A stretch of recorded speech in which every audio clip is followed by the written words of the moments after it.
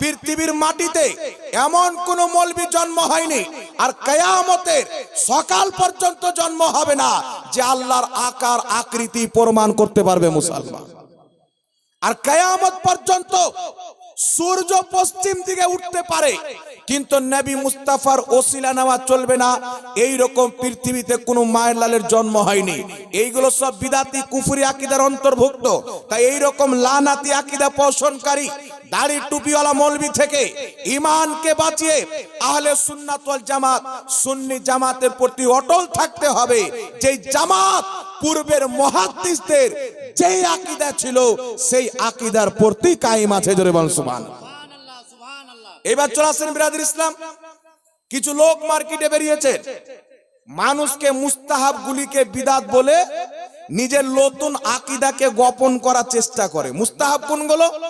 যেমন আপনাদের সম্মুখে বলছি, একটু লক্ষ্য করে শুনে। আচ্ছা বলেন বাবা, আমরা নামাজ যখন আদায় করি, ফরজ নামাজের পর সবাই মিলে হাত তুলে দোয়া করি কি করি না? জোরে বলেন, করি কি করি না? আমরা যখন নামাজ পড়ি, নামাজের পর সবাই মিলে হাত তুলে দোয়া করি। কিছু লোক বলতে চাই ফরজ নামাজের পর দোয়া করা বিদআত। কেউ যদি দোয়া না করে আমি তাকে কাফিরও বলতে জানি না, গুমরাহ বলতে পারবো না। শরীয়ত তাকে কাফির বলেনি, গুমরাহ বলেনি। এটা হচ্ছে মুস্তাহাব, জায়েজ এবং সওয়াবের কাজ। যারা করবে নেকি পাবে। কিন্তু মার্কেটে যারা বিদআত মনে করে, অবৈধ নাজায়েজ মনে করে ছেড়ে দেয়, এরা নিজেই বিদআতি এবং পথভ্রষ্ট। কথা বুঝতে পারছেন? কারণ যেই কাজটা রাসূল করেছেন সেটা কোনোদিন বিদআত হতে পারে না। ফরজ নামাজের পর একা একই দোয়া করাও প্রমাণিত, সবাই মিলে হাত তুলে দোয়া করাও প্রমাণিত, বিশুদ্ধ হাদিস দ্বারা প্রমাণ রয়েছে। তবে এই কথা বলার পূর্বে আগে আপনাকে একটি কথা বলতে চাই। আমি প্রথমে বলেছি যে হাদিস যদি বুঝতে হয় তাহলে মুহাদ্দিসদের নীতিমালা অনুযায়ী বুঝতে হবে। হাদিসের তিনটা ক্যাটাগরি রয়েছে, একটা হচ্ছে সহিহ, একটি হচ্ছে হাসান, একটি হচ্ছে যায়ীফ। সহিহ হাদিস, হাসান হাদিস, যায়ীফ হাদিস, যাকে বাংলাতে দুর্বল বললেও চলবে। এই তিন ক্যাটাগরির হাদিস। আর একটা বলা হয় জাল বা মওযু, যেটা হাদিসের অন্তর্ভুক্ত নয়। জাল যেটা হয় ওটা হাদিসই নয়, কিন্তু যায়ীফটা হচ্ছে হাদিস, হাসানটা হচ্ছে হাদিস, সহিহটা হচ্ছে হাদিস। যদি কোনো জিনিসে আকীদার কথা আছে, হালাল ও হারামের কথা চলে আসে, তাহলে সহিহ অথবা হাসান হাদিস লাগবে। আর কোন আমলে জায়েজ এবং মুস্তাহাব হওয়ার জন্য হাদিস যদি যায়ীফ থাকে, ওই হাদিসটাই হচ্ছে যথেষ্ট। সুবহানাল্লাহ। এখন আপনাকে রেফারেন্স দিচ্ছি, অনেক মিডিয়ার লোক এখানে এসেছে, আমি আপনার সম্মুখে রেফারেন্স দিচ্ছি আর চ্যালেঞ্জ করতেছি, যারা ফরজ নামাজের পর হাত তুলে দোয়া করাকে বিদআত বলে, তাদের বড় বড় গুরুরা নিজের কিতাবের মধ্যে ফরজ নামাজের পর হাত তুলে দোয়া এবং সবাই মিলে দোয়া করাকে জায়েজ এবং মুস্তাহাব নিজের কিতাবে লিখে রেখেছে। এখন আপনার সম্মুখে আমি রেফারেন্স দেব, তবে শুনেন। যায়ীফ হাদিস যদি আকীদার কথা আসে, হাদিস সহিহ বা হাসান হতে হবে। হারামের কথা আসে, সহিহ বা হাসান হতে হবে। আর যদি শুধু বৈধ বা মুস্তাহাব হওয়ার কথা আসে, তাহলে দুর্বল হাদিস যদি থাকে সেটাই হচ্ছে যথেষ্ট। আপনার সম্মুখে রেফারেন্স দিয়ে দিই, বিশ্ববিখ্যাত ইমাম নববী রাহমাতুল্লাহ আলাইহি নিজের কিতাব আল আসকারের মধ্যে লিখতেছে, হাদিস যদি সনদের দিক দিয়ে যায়ীফ হয়, প্রত্যেক মুহাদ্দিস, প্রত্যেক ইমাম, প্রত্যেক ফকিহ একমত দুর্বল হাদিসে আমল করা জায়েজ এবং মুস্তাহাব। জোরে বলুন সুবহানাল্লাহ। সুবহানাল্লাহ, সুবহানাল্লাহ। চলে আসেন ইমামুল্লাহ আলী কারি রাহমাতুল্লাহ আলাইহি নিজের কিতাব আসরারুল মারফুয়া, বাইরুত লেবাননের ছাপ, সেই কিতাবের মধ্যে লিখতেছেন, হাদিসের সনদ যদি যায়ীফ হয়, সেই হাদিসে আমল করা জায়েজ এবং মুস্তাহাব, এমন কি যে সুন্নাত পর্যন্ত হয়। ইমামুল্লাহ আলী কারি উক্ত লিখেছেন। ইমাম আজলুনী রাহমাতুল্লাহ আলাইহি কাশফুল খাফার মধ্যে লিখেছেন, কোন হাদিসের সনদ যদি যায়ীফ হয়, তাহলে সেই হাদিসে আমল করা জায়েজ এবং মুস্তাহাব হয়, কোন সমাতে সুন্নাত পর্যন্ত হয়ে যায়। তারপরে ইমাম ইবনে হাজার মক্কি রাহমাতুল্লাহ আলাইহি নিজের কিতাব ফাতাওয়া হাদিসিয়া, মক্কাতুল মুকাররমার ছাপ, সেই কিতাবের মধ্যে লিখতেছেন, হাদিস যদি যায়ীফ হয়, মুনকার হয়, মুদাল হয়, মুনকাতে হয়, এই সমস্ত হাদিসের উপরে আমল করা জায়েজ এবং মুস্তাহাব। অর্থাৎ কোন বিষয়ে হাদিস যদি জয়ীফ হয় বিষয়টি জায়েজ এবং মুস্তাহাব হওয়ার জন্য যথেষ্ট আছে। জোরে বলেন সুবহানাল্লাহ। সুবহানাল্লাহ সুবহানাল্লাহ। তারপর একটু লক্ষ্য করে শুনেন, জয়ীফ হাদিস হাদিস নয়। পৃথিবীর কোন মায়ের লাল জন্মগ্রহণ করেনি যে জয়ীফ হাদিসকে অস্বীকার করে দেখিয়ে দেবে। পৃথিবীর সমস্ত মুহাদ্দিস একমত।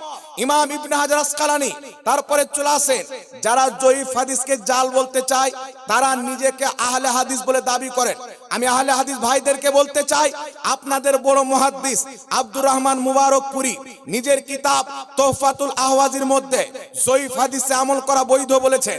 আপনাদের বড় আলিম মিয়া নাজির হুসেন দেহলভি নিজের কিতাব ফাতাওয়া নাজিরিয়ার মধ্যে লিখেছেন, হাদিস अगरचे ज़ईफ हो फिर भी जवाज और इस्तेहबाब के लिए काफी है। হাদিসটার সনদ যদি দুর্বল হয় তো কোন জিনিসের বৈধ এবং মুস্তাহাব হওয়ার জন্য যথেষ্ট। জোরে বল সুবহানাল্লাহ। সুবহানাল্লাহ সুবহানাল্লাহ। তারপর আরেকটি কিতাব উঠান, কিতাবটির নাম হচ্ছে ফাতাওয়া আহলে হাদিস, লেখকের নাম হচ্ছে আব্দুল্লাহ রুপড়ি। সেই কিতাবের মধ্যে আব্দুল্লাহ রুপড়ি লিখছেন ফাতাওয়া আহলে হাদিসের মধ্যে যে দুর্বল হাদিসে আমল দুর্বল ज़ईफ হাদিস पर আমল करना दुरुस्त है, অর্থাৎ দুর্বল হাদিসে আমল করাটা সঠিক। এই জন্য পৃথিবীর মুসলমান ইমাম জালালউদ্দিন সিয়ুতি লা আলিল মাসনুয়া কিতাবের মধ্যে লিখেছেন ज़ईफ হাদিসে আমল করা মুস্তাহাব এবং জায়েজ।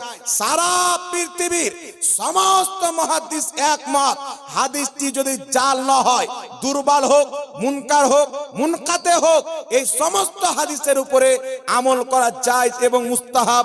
কোন জিনিসের জায়েজ হওয়ার জন্য, ভালো হওয়ার জন্য ज़ईफ হাদিস যথেষ্ট। জোরে বল সুবহানাল্লাহ। তারপর আরেকটা আপনাকে বলে দিই, ज़ईफ হাদিস যদি একাধিক সূত্রে বর্ণিত হয়, হাদিসটি আর ज़ईफ থাকে না, হাসান হয়ে যায়। নিজের কিতাব তোহফাতুল আহওয়াজির মধ্যে লিখছেন, যদি দুর্বল হাদিস একাধিক সূত্রে বর্ণিত হয়, হাদিসটি আর দুর্বল থাকে না, হাসান পর্যন্ত উন্নতি করে। ইমাম ইবনে হাজার আসকালানী বলছেন, একাধিক সূত্রে যদি দুর্বল হাদিস বর্ণিত হয় তো আর দুর্বল থাকে না, সেটা হুজ্জাত হয়ে যায়, দলিল হয়ে যায়, শক্তিশালী হাসান লে গায়রি হয়ে যায়।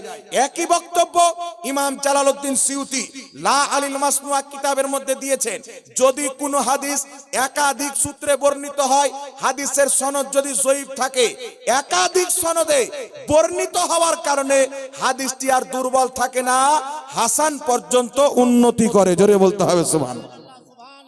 এই বিষয়ে মুহাদ্দিস একমত, হাদিস যদি দুর্বল থাকে, কোন জিনিসের জায়েজ হওয়ার জন্য, বৈধ হওয়ার জন্য, মুস্তাহাব হওয়ার জন্য দুর্বল হাদিস যথেষ্ট।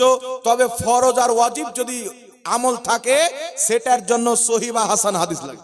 আর যদি দুর্বল হাদিস একাধিক সূত্রে বর্ণিত হয়, হাদিসটি হাসান হয়ে যায়। এটা হচ্ছে মুহাদ্দিসদের নীতিমালা। যদি কোনো ব্যক্তি বলতে চায় ज़ईफ হাদিস হাদিস নয়, এটা তার বাড়িতে তৈরি করা নীতিমালা হতে পারে, বা ইংরেজদের দেওয়া নীতিমালা হতে পারে, কোন মুহাদ্দিসদের দেওয়া নীতিমালা হতে পারে না। আর হাদিস আপনাকে মানতে হবে মুহাদ্দিসদের নীতিমালা অনুযায়ী, কারণ মুহাদ্দিসিনে কেরাম जिनारा हादिसेर किताब लिखेছেন, इनादेरके যদি বাদ দিয়ে দেন বুখারী বাদ হয়ে যাবে। কারণ বুখারী নবী বা সাহাবী লেখেননি, মুহাদ্দিস লিখেছেন। সহিহ মুসলিম কে লিখেছেন? মুহাদ্দিস লিখেছেন। প্রত্যেক হাদিসের কিতাব আমার নবী বা সাহাবী লেখেননি, মুহাদ্দিস লিখেছেন। তো ওই হাদিস আমি মানব কিভাবে? এটাও আমাদেরকে শিক্ষা মুহাদ্দিসরাই দান করবে। জোরে বলেন সুবহানাল্লাহ। সুবহানাল্লাহ সুবহানাল্লাহ। এই বিষয়ে প্রত্যেক মুহাদ্দিস একমত, ज़ईफ হাদিস ফাজাইলে আমলের বৈধ এবং মুস্তাহাব হওয়ার জন্য যথেষ্ট। আর একাধিক সূত্রে যদি বর্ণিত হয় তাহলে জায়েজ, হাদিসটি হাসান হয়ে যায়, আর দুর্বল থাকে না। একটা আপনাকে एग्जांपल দিয়ে দিই। বলেন তো বাবা, আপনাদের এলাকাতে কদ্দু হয় না? কদ্দু বা ঝিঙ্গা হয় কি হয় না? কদ্দু হয়, ঝিঙ্গা হয়। দেখবেন বাড়িতে মা বোনেরা যখন ঝিঙ্গার গাছ উঠে তো কিছু পাটকাঠি গেড়ে পাটকাঠির খুঁটা দিয়ে পাটকাঠির চালা করে, কারণ তার উপরে ঝিঙ্গার গাছটা যখন ধরে তো ঝিঙ্গাটা ভালো হয়। এরকম হয় কি হয় না? তো যদি আপনি ঝিঙ্গার গাছ মানুষ করেন, চালাটা যদি পাটকাঠির দেন তো পাটকাঠির আপনার খুঁটা যথেষ্ট আছে। আর চালাটা যদি কর্কেটের দেন তাহলে বাঁশের খুঁটা লাগবে, পাটকাঠির খুঁটা তার কাজ হবে না। আর ওই চালা যদি ছাদের দেন তাহলে ঢালাই করা পিলার দিতে হবে, আর বাঁশের খুঁটা দেওয়া কাজ চলবে না। কথা বুঝতে পারলেন? তো কোন আমল শুধু জায়েজ বা মুস্তাহান বা মুস্তাহাসান বা মুস্তাহাব জায়েজ বা মুস্তাহাব বা মুস্তাহাসান যদি বলেন তাহলে জয়ীফ হাদিসটাই যথেষ্ট। যদি ওয়াজিবে নিয়ে যান কমপক্ষে হাসান হাদিস লাগবে, ফরজে নিয়ে যান তো হাসান সহি হাদিস লাগবে, আর আকীদাতে যদি নিয়ে যান তাহলে হাদিসে মুতাওয়াতির লাগবে। কথা বুঝতে পারছেন কি পারেন?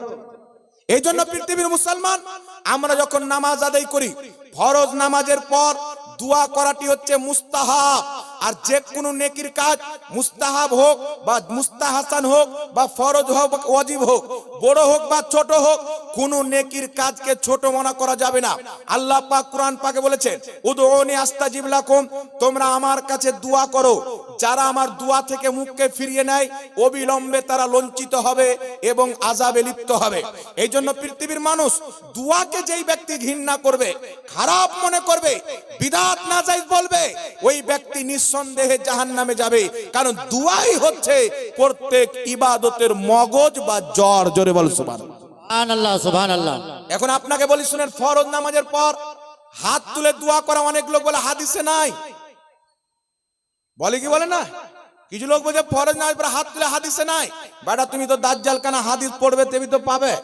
কোন মাইলাল পৃথিবীতে আছে আমাদের চ্যালেঞ্জ অ্যাকসেপ্ট করে বসো দেখি, কটা ফরজ নামাজের পর হাত তুলে দোয়া করা হাদিস লাগবে?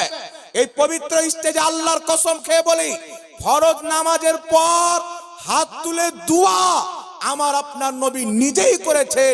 এই বিষয়ে সহিহ হাদিসও আছে, দুর্বল হাদিসও আছে। সুবহানাল্লাহ সুবহানাল্লাহ সুবহানাল্লাহ। দুই ক্যাটাগরি হাদিস বর্ণিত হয়েছে। এখন আপনাকে বলছি শুনেন, ফরজ নামাজের পর দোয়া করার কতটুকু গুরুত্ব আল্লাহ পাক কুরআন পাকের মধ্যে বলেছেন ফাইদা ফারাগতা ফানসাব, যখন তুমি নামাজ থেকে ফারিগ হবে দোয়াতে পরিশ্রম করো। উক্ত আয়াতের তাফসিরে আব্দুল্লাহ ইবনে আব্বাস তাফসিরে ইবনে আব্বাসের মধ্যে লিখছেন এই নামাজটি হচ্ছে ফরজ নামাজ, অর্থাৎ যখন তুমি ফরজ নামাজ থেকে ফারিগ হবে সঙ্গে সঙ্গে দোয়াতে পরিশ্রম করবে। আল্লাহর নবী ফরজ নামাজের পর তাসবিহ পাঠ করেছেন, বিভিন্ন দোয়া পাঠ করেছেন, হাত তুলে দোয়া করেছেন, বিভিন্ন রকমের হাদিস পাওয়া যায়। কিছু লোক বলতে চায় ফরজ নামাজের পর সুন্নাত হচ্ছে তাসবিহ গণনা করা, কিন্তু আমি প্রমাণ করব ফরজ নামাজের পর হাত তুলে দোয়া করা এটাও আমার নবীর আমল থেকে প্রমাণিত। আর তিরমিজি শরীফের মধ্যে হাদিস, নবী পাক বলছেন জিকির চাইতে দোয়া বেশি উত্তম। জিকির চাইতে দোয়া বেশি উত্তম। তো ফরজ নামাজের পর কোন ব্যক্তি যদি দোয়া করে আর কেউ যদি জিকির করে, যে দোয়া করা না যেতে অবৈধ মনে করে, জিকির করে কেউ যদি দোয়া করে, যেই ব্যক্তি দোয়ায় লিপ্ত হবে ওই ব্যক্তি বেশি ফজিলতপূর্ণ, তার সওয়াব বেশি। আর কেউ যদি ফরজ নামাজের পর একা একই দোয়া করে এটাও জায়েজ, সবাই মিলে দোয়া করে এটাও জায়েজ। ফরজ নামাজের পর দোয়া করা জিকিরের চাইতে বেশি উত্তম, আর একা একই দোয়া করার চাইতে সবাই মিলে দোয়া করা বেশি উত্তম। এর কারণটি কি? মুজামুল কবির লিতাবরানির মধ্যে হাদিসটি লিপিবদ্ধ রয়েছে, যেই হাদিসকে ইমাম হাইসামি মাজমাউজ যাওয়াইদের মধ্যে উল্লেখ করেছেন। ইমাম হাইসামি মাজমাউজ যাওয়াইদের মধ্যে লিখতেছেন রাওয়াহুত তাবরানি ফিল কবির রিজালুহুমুস সিকাত। ইমাম তাবরানি যে হাদিসটি মুজামুল কবিরের মধ্যে উল্লেখ করেছেন ওই হাদিসের প্রত্যেকটা বর্ণনাকারী হচ্ছে সহিহ। আল্লাহর নবী বলছেন যখনই একদল মুসলমান সবাই মিলে আল্লাহর দরবারে হাত তুলে হাতকে উত্তোলন করে দোয়া করে, একজন দোয়া করে বাকি সবাই আমিন বলে, আল্লাহ তাবারাক ওয়া তাআলার প্রতি ওয়াজিব হয়ে যায় দোয়াকারী যা চাইবে দোয়ার মাধ্যমে তা দেওয়া। জোরে বল সুবহানাল্লাহ। ইমাম মুনজিরি হাদিসটিকে সহিহ বলেছেন, নাসিরউদ্দিন আলবানী সিলসিলায়ে সহিহার মধ্যে হাদিসটিকে সহিহ বলেছেন। এই জন্য পৃথিবীর মুসলমান আমার আপনার নবী ফরজ নামাজের পরে দোয়া করতেন। কিতাবটির নাম কি? তোহফাতুল আহওয়াজি। যারা দোয়া করাকে বিদআত বলে তাদেরই বড় গুরু আব্দুর রহমান মুবারকপুরীর কিতাব তোহফাতুল আহওয়াজি তিরমিজির সারা, সেই কিতাবের মধ্যে দুয়ার চ্যাপ্টারে একটা নয় দুটো নয়, দ্বিতীয় খণ্ডের ৭৭ পৃষ্ঠার মধ্যে আব্দুর রহমান মুবারকপুরী একটা নয় দুটা নয় 4টি হাদিস উল্লেখ করেছে। আল্লাহর নবী ফরজ নামাজে সালাম ফিরানোর পর কখনো কিবলার দিকে মুখ করে, কখনো মুক্তাদির দিকে মুখ করে রাফা ইয়াদাইহি নিজের দুই কানা হাতকে উত্তোলন করতেন, ওয়া দাআ তারপরে আল্লাহর নবী দোয়া করতেন। জোরে বল সুবহানাল্লাহ সুবহানাল্লাহ সুবহানাল্লাহ। এই জন্য ফরজ নামাজের পর হাত তুলে দোয়া করাকে বিদআত তারাই বলবে যারা জেহালতের মধ্যে লিপ্ত আছে, মূর্খতার গাড়ায় ডুবে আছে। পড়াশোনা ব্যক্তি কোনোদিন বলবেন না আল্লাহর নবীর 4-5 হাদিস থেকে যে আমলটা প্রমাণিত, সেই আমলটা কোনোদিন বিদআত হয় না, সেই আমলটা ইসলাম হয় মুসলমান। এবার আপনাকে বলতে চাই, এই 4টি হাদিস উল্লেখ করেছে, এটা তো আব্দুর রহমান মুবারকপুরি শুধু নিজের কিতাবে উল্লেখ করেছেন। এই 4টি হাদিসকে উল্লেখ করার পর আব্দুর রহমান মুবারকপুরি কি লিখছেন একটু লক্ষ্য করে শুনেন। আব্দুর রহমান মুবারকপুরি লিখতেছেন যে আহলুল হাদিসদের মধ্যে অনেক উলামায়ে কেরাম ফরজ নামাজের পর সবাই মিলে হাত তোলাকে জায়েজ বলেছেন, আবার অনেক উলামায়ে কেরাম নিষেধ করেছেন। এটা কাদের মধ্যে? এটা হচ্ছে আহলুল হাদিসদের আলিমগণের মধ্যে দুই মত। অনেকের নিকটে হাত তুলে সবাই মিলে দোয়া করা যায়, আবার অনেক আহলে হাদিস আলিমগণ নিষেধ করেছে। তো যেখানে দুই মত চলে আসবে কোন মাসলার ব্যাপারে, আমার নিকটে একটা জায়েজ, আমার দাদার নিকটে একটা নাজায়েজ জিনিস, তো সেটাকে আমি যদি করি তো জায়েজ হবে, আমার মান্যওয়ালা যদি করে তো জায়েজ হবে। কোনই মতে এক অপরকে বিদআতি বলে টানা দেওয়া যাবে ধরে বলে। তো যারা বলে হাত তুলে দোয়া করা যাবে না, তাদের মৌলবি লিখছে অনেক আহলে হাদিস আলিমগণ ফরজ নামাজের পর সবাই মিলে হাত তুলে দোয়া করাকে জায়েজ বলেছেন। তাহলে তাদের ফতোয়া অনুযায়ী তাদের অনেক মৌলবি জাহান্নাম চলে গেছে, না কি বলেন?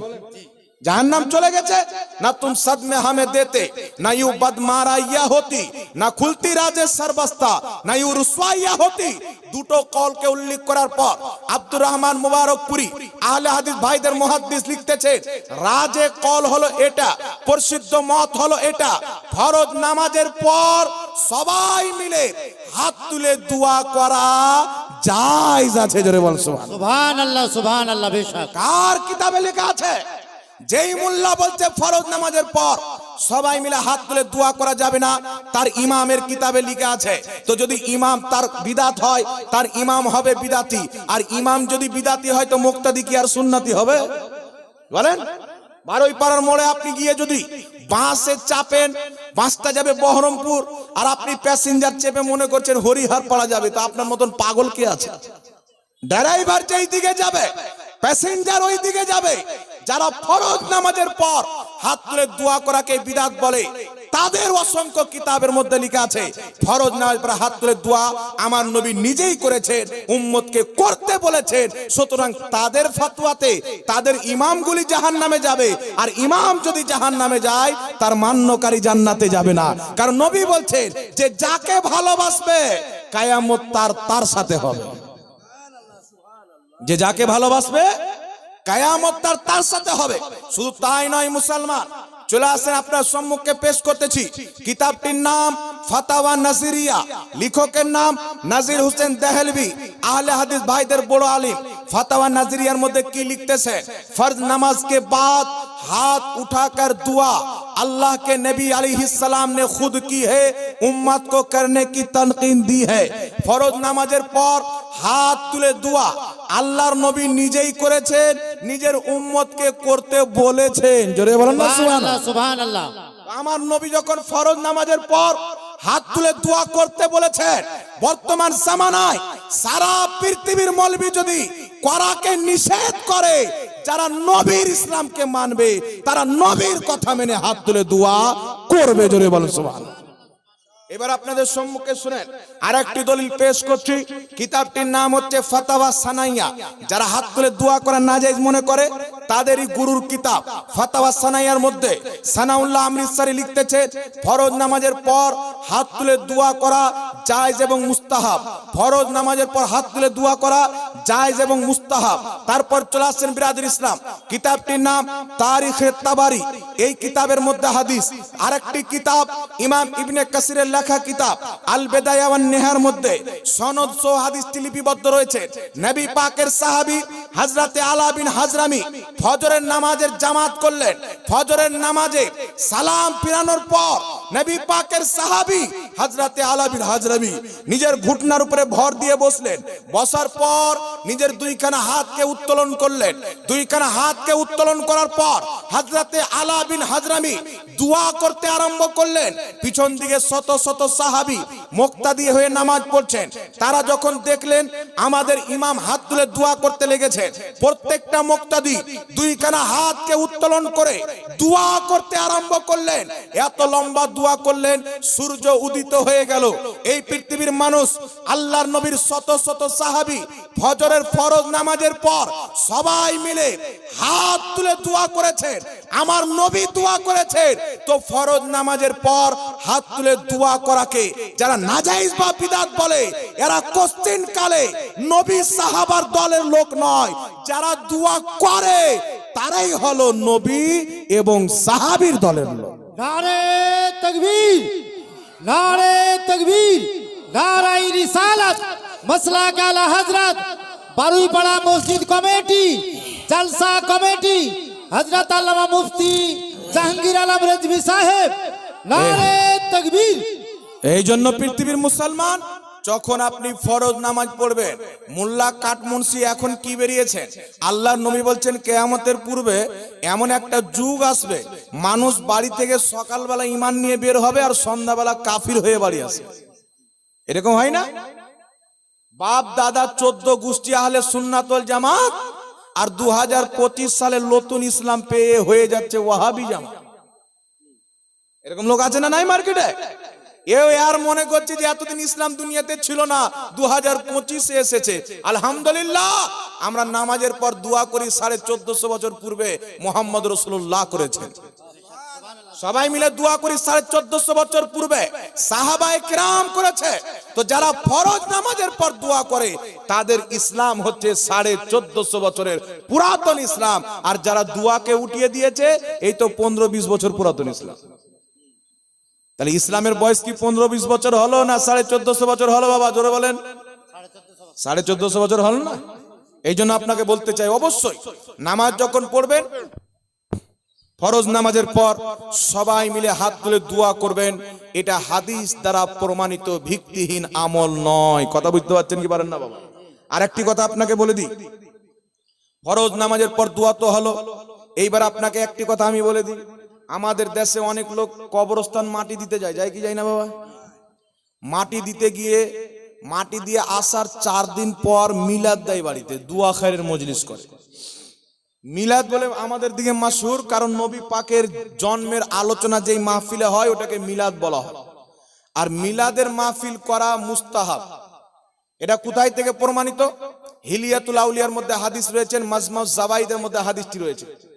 আয়েশা সিদ্দিকা রাদিয়াল্লাহু তাআলা আনহা থেকে বর্ণিত, ক্বালাত আয়েশা সিদ্দিকা রাদিয়াল্লাহু তাআলা আনহা তাযাক্কারা রাসূলুল্লাহ সাল্লাল্লাহু আলাইহি ওয়াসাল্লাম ওয়া আবু বকর রাদিয়াল্লাহু তাআলা আনহু মিলাদাহুমা ইনদি। আয়েশা সিদ্দিকা রাদিয়াল্লাহু তাআলা আনহা বলেন, আমার নিকটে আমার রাসূল সাল্লাল্লাহু আলাইহি সাল্লাম উপস্থিত ছিলেন এবং আবু বকর সিদ্দিক রাদিয়াল্লাহু তাআলা আনহু উপস্থিত ছিলেন। উপস্থিত হয়ে কি করলেন? মায়েশা বলছেন তারা নিজেই দুইজনে নিজের মিলাদ বয়ান করলেন। জোরে বলেন না সুবহানাল্লাহ। তো মিলাদ বয়ান করলেন, এই মাহফিলকে বলা হয় মিলাদ মাহফিল। কথা বুঝছেন? এই জন্য নবী এবং আবু বকর সিদ্দিক মায়েশা একত্রিত হয়ে মিলাদের মাহফিল করেছে। এই জন্য যুগ যুগ থেকে মানুষ মিলাদের মাহফিল করে, লাস্টে দোয়া খায়ের করে। নতুন দোকান হলে, বাড়ি ঘর হলে, বিভিন্ন দরকারে, বাড়িতে রুজি রোজগারের বরকতের জন্য, বাপ মা মারা গেলে ইসালে সওয়াবের জন্য, এইগুলো ভালো কাজের অন্তর্ভুক্ত। কিছু লোক আছে ডিজে বাজুক চলবে, সুদ খাক চলবে, কিন্তু নবীর মিলাদ হতে দিব না। মানে মিলাদ হলে শয়তান ওর মুখে পেশাব করে দেয়। আপনি করবেন না, করিয়েন না ভাই, কিন্তু যে ভালো কাজ করছে নিষেধ করাটা শয়তানের কাজ। আপনি কি শয়তানের খেলাফত নিয়েছেন নাকি? ঠিক বলেছিলেন একজন বুজুর্গ ব্যক্তি, যে আমি একজন স্বপ্নতে একটা বাগান ঘুরতে গেলাম, সেই বাগানের সিংহাসনে দেখছি একটা লোক সিংহাসনে বসে আছেন আর পাও হিলাচ্ছে, মনে হচ্ছে ওর গম ফিকির চিন্তা কিছুই নাই। তো জিজ্ঞাসা করছেন, হ্যাঁ হে তুমি কে? তোমাকে দেখে মনে হচ্ছে তোমার কোনো চিন্তাই নাই। তো বলছে আমি হচ্ছি ইবলিস। বলছে তুমি ইবলিস, তো তোমার কাজ কে করছে? তুমি তো এখানে বসে আছো। তো তোমার কাজ হলো নামাজিকে বেনামাজি করা, মুসলমানকে নামাজ থেকে বাধা দেওয়া, রোজা থেকে বাধা দেওয়া, হজ যাকাত থেকে বাধা, ভালো কাজ থেকে বাধা দেওয়া, খারাপ কাজের দিকে আগিয়ে নিয়ে যাওয়া। তো তুমি এখানে বসে আছো, তোমার কাজ কে করছে? তো বলছে আমি এখন নিজের খেলাফত কিছু মৌলবিগুলোকে দিয়ে দিয়েছি, আমি আরাম করছি, আমার কাছে তারাই করছে। কে দুয়া বন্ধ করাতে ব্যস্ত, কেউ আপনার মিলাদ কিয়াম বন্ধ করাতে ব্যস্ত। না, কিয়াম করলে আগে শয়তানের জ্বলতো, এখন মোল্লারও জ্বলতে লেগেছে। এই জন্য বিরাদর ইসলাম, যেটা আপনি রসুল পাকের জন্য করেন, আল্লাহ আপনার নিয়ত দেখেন, নিয়ত, অন্তর। ইমাম বুখারী শরীফের মধ্যে ইমাম বুখারী বলছেন আমি 5 লক্ষ হাদিস মুখস্থ জানি, তার মধ্যে মাত্র 1 লক্ষ হাদিসের মধ্যে যাচাই বাছাই করে আমি বুখারীর মধ্যে কয়েক হাজার হাদিস লিখেছি। তো ইমাম বুখারী রাহমাতুল্লাহ আলাইহি বুখারী শরীফের মধ্যে প্রথম যে হাদিস নিয়েছেন ইন্নামাল আমালু বিন্নিয়াত, আল্লাহর নবী বলছেন প্রত্যেক আমলের ফল হলো তার নিয়তের উপরে। আল্লাহর বান্দা যখন কোনো কর্ম করে তো আল্লাহ পাক তার নিয়তকে দেখে, নিয়তকে। কর্ম করতে গিয়ে করার মাধ্যমে যদি ত্রুটি হয়ে যায়, নিয়তটা যদি ফেরেশ থাকে, আল্লাহ নিয়ত ফেরেশ হওয়ারই নেকি দান করে। সুবহানাল্লাহ বলেন। এই জন্য বিরাদর ইসলাম, যখন কোনো বান্দা চুরি করার নিয়ত করে, ফারিস্তা লিখবে গুনাহ, আল্লাহ বলছে লিখিও না, আল্লাহ বলছে লিখিও না। ফারিস্তা বলছে আল্লাহ তো চুরি করার নিয়ত করেছেন, আল্লাহ বলছেন যদি চুরি না করে, যতক্ষণ পর্যন্ত চুরি করেনি গুনাহ লিখিও না। কিন্তু যখন নেকি করার নিয়ত করে, আল্লাহ বলছে একটা নেকি লেখো। ফারিস্তার আল্লাহ এখন তো করেন, তো আল্লাহ পাক বলছে না করুক, নিয়তটা তো ভালো করেছে, আমি অতি একটা নেকি দিয়ে দেবো। তো মুমিনের আমল চাইতে তার নিয়ত বেশি ভালো। আল্লাহর নবী বলছেন মুমিনের আমল চাইতে তার নিয়ত আরো বেশি ভালো, উত্তম। এই জন্য পৃথিবীর মানুষ যেটা আপনি আল্লাহ আল্লাহ রসুলের জন্য করছেন, বিভিন্ন রকমের মোল্লা আসবে, হাদিস পড়বে তো কোরআন পড়বে, অপব্যাখ্যা করে মানুষের ঈমানকে ধ্বংস করবে। আজ পৃথিবীর মাটিতে আপনাকে বলতে চাই, যেমন ধরেন আপনাদের এখানে মসজিদ আছে, আপনাদের মসজিদে বাবা, এখানে আমার বাপ সমতুল্য, আমার বাপের বয়সের চাইতে বেশি বয়সের লোক আছে। আপনাদের মসজিদে আপনারা আপনাদের বাপদেরকে দেখেছেন, মসজিদে যখন নামাজ পড়তো আমিনটা আসতে বলতো, বলতো কি বলতো না? আমরা যখন হাদিস খুঁজি, আসতে বলারও আমিন আছে, জোরে বলারও আমিন আছে। তো একজন শান্ত সুস্থ ব্যক্তির, মস্তিষ্কের ব্যক্তির, লোকের কি করণীয় কি? যেখানে জোরে হয় গলা বাজিয়ে জোরে বলেন, অসুবিধা নাই। যারা আসতে বলে ওখানে গিয়ে জোরে গলা জোর করে বলা মানে মসজিদে ফিতনা সৃষ্টি করা। যেহেতু 2 রকম হাদিস আছে, আমার বক্তব্য হচ্ছে ফিতনা কেন সৃষ্টি করবে? তুমি মনে করছো আস্তে আমিন বললে আল্লাহ হয়তো শুনতে পাবে কিনা, জোরে বলি তো যেখানে জোরে বলো ওখানে বলো। আমরা মনে করি আস্তে বললো আল্লাহ শুনতে পাই, আমরা আস্তে বলবো। আর আস্তে আমিন বলার হাদিস একটা নয়, 2টা নয়। আমার মতো ছোটখাটো মৌলবি আস্তে আমিন বলার 11টি হাদিস পেয়েছে। সুবহানাল্লাহ বলেন। সুবহানাল্লাহ, সুবহানাল্লাহ। মুসনাদে আহমদের মধ্যে সহিহ সনদে হাদিস, হাকিম আল মুস্তাদরাকের মধ্যে সহিহ সনদে হাদিস, ওয়াইল বিন হুজুর থেকে বর্ণিত আল্লাহর নবী নামাজে আস্তে আমিন বলতেন, জোরে আমিন বলার হাদিস আছে। আস্তে আমিন বলারও আছে, জোরে আমিন বলারও আছে। তো আমরা আস্তে কেন বলি বাবা? জাস্ট একটা হাদিস পড়ে আপনাকে আমি কারণটা বলে দিই, যে জোরে আমিন বলার চাইতে আস্তে আমিন বলাটা হচ্ছে বেশি উত্তম। এটা আমি বলছি না, কে বলছেন? কিতাবটির নাম 1150 বছর পূর্বের লেখা হাদিসের কিতাব। কিতাবটির নাম হলো আল কুনা ওয়াল আসমা, লেখকের নাম হচ্ছে ইমাম দুলাবি, বেইরুত লেবাননের ছাপ, হাদিস নাম্বার 1090। হযরতে ওয়াইল বিন হুজুর বলছেন আল্লাহর নবীর নামাজে ওয়ালা দাল্লিন পাঠ করলেন, আমিনটা জোরে বললেন, মা আরাহু ইউ ইল্লা ইউআল্লিমুনা।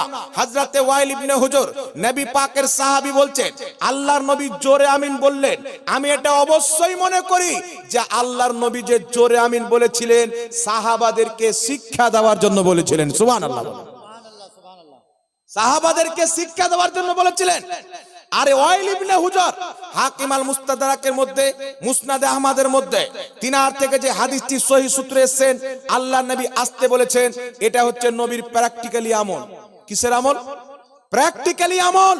আর শিক্ষা দেওয়ার আমল আর প্র্যাকটিক্যালি আমলের মধ্যে তফাৎ রয়েছে। নবীর যেটা প্র্যাকটিক্যালি আমল, ওটাই হচ্ছে সবচাইতে মজবুত সুন্নাত। জোরে বলেন সুবহানাল্লাহ। এই জন্য যে আস্তে আমিন বলছে বলুক, যেখানে জোরে বলছে বলুক, দ্বন্দ্ব করার কোনো দরকার আছে কি? এই জোরে বলেন দরকার আছে কি? কিন্তু প্রবলেম হয় কোথায় জানে? সমাজের মধ্যে কিছু ছেলেকে ডেকে 2-4টা ভাড়োয়া টাইপের মৌলবি আমাদের সামনে আসবে না, 2-4টা গ্রামের সাধারণ ছেলেকে নিয়ে গিয়ে যেইগুলো আমিনের জোরে বলার কথা আছে ওই হাদিসগুলো দেখাবে। এই তোদের মসজিদে আস্তে আমিন বলছে আর নবী জোরে আমিন বলেছে, দেখ। আস্তে আমিনও নবী বলেছেন, এই হাদিস আর দেখাবে না। এবার পাগলা মনে করে কি হাই রে এতদিন তো আস্তে আমিন বলেছি, আমাদের নবী জোরে বলেছেন, আমরা আস্তে আমিন বলেছি, তখন মসজিদে যাবে জোরে বলবে আমিন, তখন মসজিদে দ্বন্দ্ব চলবে। এই শয়তানি করতে কে বললো? আছেন কোন পৃথিবীতে মায়ের লাল যে মোহাম্মদ জাহাঙ্গীর আলমের সামনে বসে প্রুফ করবে যারা আস্তে আমিন বলে সুন্নাতের খেলাফ, যারা রাফায়দান করে না তাদের নামাজ সুন্নাতের খেলাফ, যারা ফরজ নামাজ পর দোয়া করে তাদের নামাজ সুন্নাতের খেলাফ? সূর্য পশ্চিম দিকে উঠবে, কোন মায়ের লাল আমাদের নামাজকে চুল পরিমাণে সুন্নাতের খেলাফ প্রমাণ করতে পারবে না, কিয়ামতের সকাল পর্যন্ত পারবে না। আমরা নামাজের মাসলা ইমামে আযম আবু হানিফা থেকে নিয়েছি। আর ইমামে আযম আবু হানিফা বলছেন, আমি আনাস ইবনে মালিককে কুফার মাটিতে নামাজ পড়তে দেখেছি। ইমাম মালিক ইমামে আযম আবু হানিফা আনাস ইবনে মালিককে নামাজ পড়তে দেখেছেন। আনাস ইবনে মালিক নবীকে নামাজ পড়তে দেখেছেন। আল্লাহর নবী যেইভাবে নামাজ পড়েছেন আনাস ইবনে মালিক সেইভাবে নামাজ পড়েছেন। আনাস ইবনে মালিক যেইভাবে নামাজ পড়েছেন ইমামে আযম আবু হানিফা সেইভাবেই বয়ান করেছেন। জোরে বলেন সুবহানাল্লাহ। এই জন্য পৃথিবীর মুসলমান কোন যে যুগ যুগ থেকে নবী পাকের একটি তরিকা অনুযায়ী নামাজ পড়ে আসছেন, তার নামাজকে বিদআত আর নাজায়েজ বলে আপন ইংরেজদের দেওয়া নামাজ তৈরি করা, এটা বাড়তি। এই জন্য আপনাকে বলতে চাই, যেই ব্যক্তি জোরে আমিন বলে তার নামাজ হবে না, এই কথা আমরা বলি কি? বলেছি বাবা, জোরে আমিন বল না। যে মসজিদে জোরে হয়, যেখানে আসতে হয় ওখানে জোরে বলা যাবে? যাবে? যাবে না। যদিও আস্তে আমিন বলাটা শক্তিশালী, তবুও কেউ যদি বলে, যেখানে বলে খুব গলা ফাটিয়ে বলেন, কোনো অসুবিধা নাই। এই জন্য আপনাকে বলতে চাই বাবা, নামাজে আস্তে আমিন বলা এটাও সুন্নাত তরিকার নামাজ। রাফায়দান না করা এটা নবীরও সুন্নাত, আবু বকর সিদ্দিকেরও সুন্নাত, উমর ফারুকেরও সুন্নাত, মাওলা আলীরও সুন্নাত, আব্দুল্লাহ ইবনে উমরেরও সুন্নাত, আব্দুল্লাহ ইবনে মাসউদেরও সুন্নাত। একজন নয়, দুইজন নয়, আমার জানামতে কম পক্ষে ৮০ জন সাহাবী নামাজ পড়তেন তো রাফায়দান করতেন না, কারণ আল্লাহর নবী রাফায়দান করা বাদ দিয়ে দিয়েছিলেন। সুবহানাল্লাহ বলেন। এই জন্য বিরাদর ইসলাম, আল্লাহ পাক সকলকে নামাজ পড়ার তৌফিক দান করুক, সকলে পড়েন আল্লাহুম্মা। তবে আপনি তাজ্জুব হবেন, বাংলাদেশের মাটিতে কিছু মূর্খ মৌলবি বেরিয়েছেন, কিছু বই লিখেছে জাল হাদিসের কবলে রাসূলুল্লাহ সাল্লাল্লাহু আলাইহি ওয়াসাল্লাম, মানে আমাদের নামাজকে বলেছে জাল। কত বড় বাপের বেটা আছো, কোনায় বসে কিতাব তো লিখে দিয়েছো, ময়দানে এসো না দেখি। লিখে দিয়েছে পরিচালিত সালাত বানাম রাসূলুল্লাহর সালাত, মানে আমাদের নামাজ হচ্ছে পরিচালিত নামাজ আর ওর নামাজ হচ্ছে রাসূলুল্লাহর নামাজ। মানুষকে বোকা বানানো সহজ, চিন্তা করছেন? এদের মৌলবীর একটাও হিম্মত নাই যারা এগুলো কিতাব লিখে আমাদের নামাজগুলিকে কখনো পরিচালিত বলেছে, কখনো জাল বলেছে। কিয়ামত চলে আসবে, আপনাকে চ্যালেঞ্জ দিয়ে বললাম, আমাদের সামনে বসে প্রমাণ করার হিম্মত হবে না। কারণ আমাদের প্রত্যেকটা আমলের পিছনে একটা নয়, দুটা নয়, এক একটা আমলের পিছনে 10টা, 5টা, 20টা করে সহিহ হাদিস বিদ্যমান রয়েছে। আল্লাহ পাক সকলকে বুঝার তৌফিক দান করুক। একবার দুরূদ শরীফ পাঠ করুন, আল্লাহুম্মা সাল্লি আলা সাইয়্যিদিনা